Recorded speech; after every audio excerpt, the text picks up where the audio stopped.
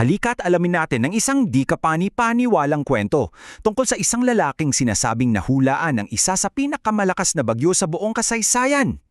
Okay, so para magka-context tayo, balikan mula natin November 8, 2013. Ito yung araw na humagupit ang Super Typhoon Yolanda sa Pilipinas.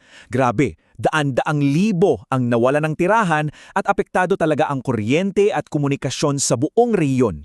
Pero hitong twist, paano kung sabihin ko sa inyo na may isang tao raw na nakita na to bago pa man mangyari? Ilang buwan bago pa man. Interesting, di ba? So, tingnan natin ng mas malapitan tong kwentong to. Ang lalaking tinutukoy natin ay si Narciso o Lalo. Para sa mga tagasunod niya, kilala siya bilang isang instrumento ng Diyos. So, ayon sa ministeryo niya, may mga espesyal daw siyang kakayahan. Halimbawa, nakakapagpagaling daw siya gamit ang boses niya. Pero, ang pinakaimportante sa kwento natin ngayon ay yung sinasabing kapangyarihan niyang makita ang hinaharap. Okay, so paano nga ba raw nangyari tong lahat? Ayon sa mga source, may malinaw na timeline Parang countdown ng mga babala bago pa dumating yung bagyo.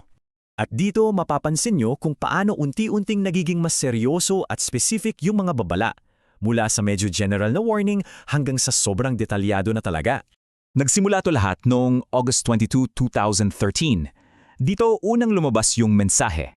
Isang general warning lang tungkol sa isang malakas na bagyo. Pero may kasamang, paano ba sabihin to? Parang kondisyon. Sinasabi na kailangan mangyari to kasi kung hindi, magmumukha siyang sinungaling. Yun daw yung dahilan.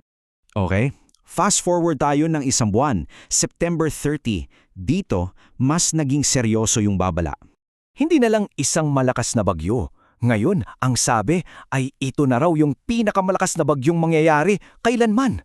At direkta raw itong sinabi ng makapangyarihang Ama. Pagdating ng late October, dito na nagiging mas graphic at aminin natin, mas nakakatakot yung mga sinasabing pangitin. Nakakita raw siya ng isang malaking trahedya. At ang detalye, magkakaroon daw ng kakulangan sa kabaong. Medyo chilling yung dating, no? Kahit di pa raw malinaw kung bakit. Okay, at ngayon, dumating na tayo sa mga huling oras bago ang landfall. At dito, ayon sa source, naging sobrang-sobrang specific na ng mga hula. Isang araw na lang bago tumama ang bagyo, yung tono ng mensahe nag-iba na.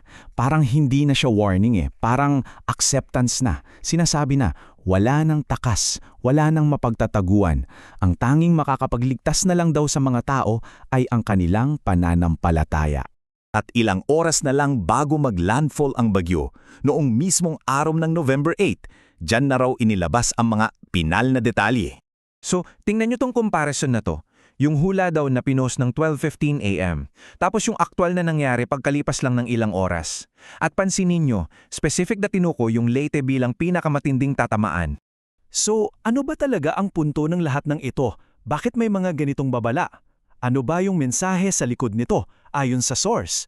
Well, ayon sa kwento, hindi lang pala ito tungkol sa bagyo. Hindi lang ito para magbigay ng warning sa isang sakuna.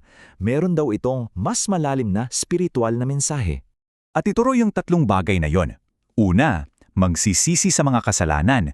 Pangalawa, magbago ng buhay Kristiyano. At pangatlo, manalig, magkaroon ng matinding pananampalataya. Yan daw yung pinaka-core message ng lahat ng ito.